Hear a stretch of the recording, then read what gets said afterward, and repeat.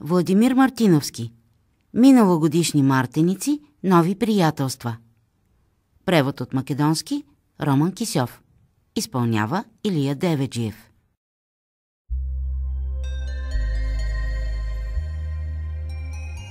Събуждането в непознат град е като ново раждане. Най-малко 3 неща са винаги неизвестни. Не знаеш какво те очаква, когато отвориш очи, нито каква ще е първата гледка, нито от коя страна ще пристигнат първите утринни лъчи, нито какви звуци ще те събудят. На ръба между съня и будността, като будилник, ми минава мисъл, която някъде съм чул или прочел. По-хубаво е, когато те будят птици вместо будилник.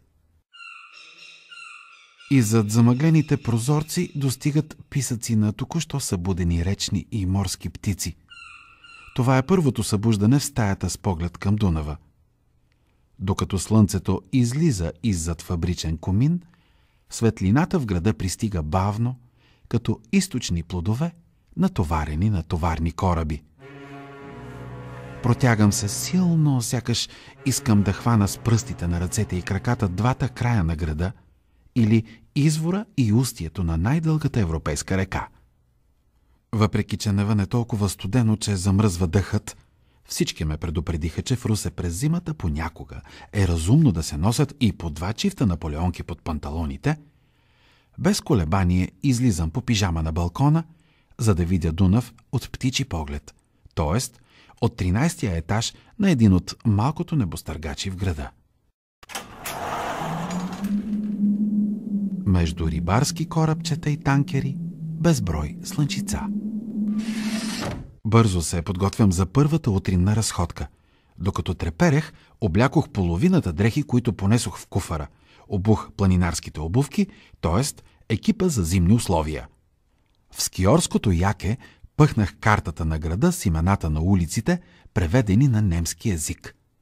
Взех и малко тефтерче, в което реших да отбелязвам гледките, които искам да запомня. Само на 10 крачки от сградата и на 2 крачки от една огромна корона на дърво, в бележника осъмва първата записка от Русе. Миналогодишни мартеници. Люлеят се бавно на сухите клони. Въпреки че нося и шал, и ръкавици, и шапка, на която тук казват ушанка, страх ме е да спра, за да не се превърна в скулптура. Замръзналите сокаци са огледала за речните птици. Студеният вятър, който идва от към Дунава, пронизва до мозъка на костите, до най-далечните клетки. Сваля снега от натежалите клони и от покривите, а се забелязва и неговото влияние върху по-старите къщи в града. Вятърът олющва бароковите фасади, като змийска кожа. Ходя бавно, като котарак, по 2 причини. Улицата е заледена и хлъзгава, а отгоре може да ме оцели висулка или парче от фасада. Прекосявайки улица Александровска, стигам до площад Свобода, където след 20 на минути трябва да се срещна с Паула. Вчера вечерта, веднага след пристигането ми в Русе, в заведението Pulp Fiction, след като изпихме по една загорка, тя ми обеща, че днес ще ми покаже театъра, центъра Елиас Канети, а и най-интересните места в Русе.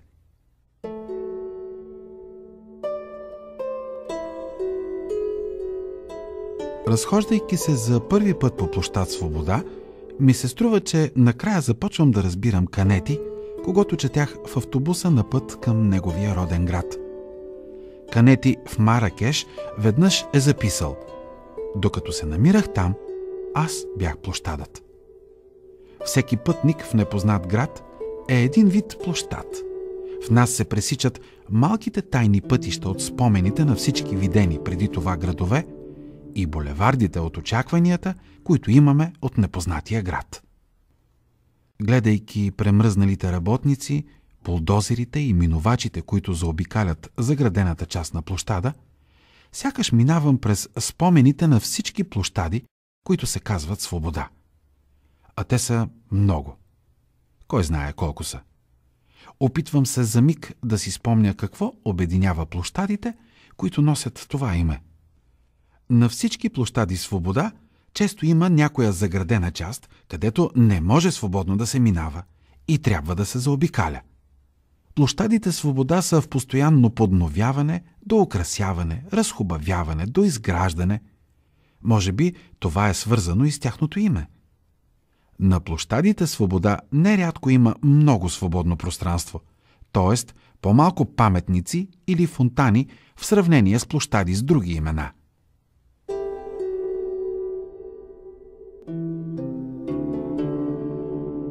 В един разговор за красотите на Русе, Пенка справо отбеляза: на площад Свобода няма паметник на завоевател, жертва или палач, а на жена.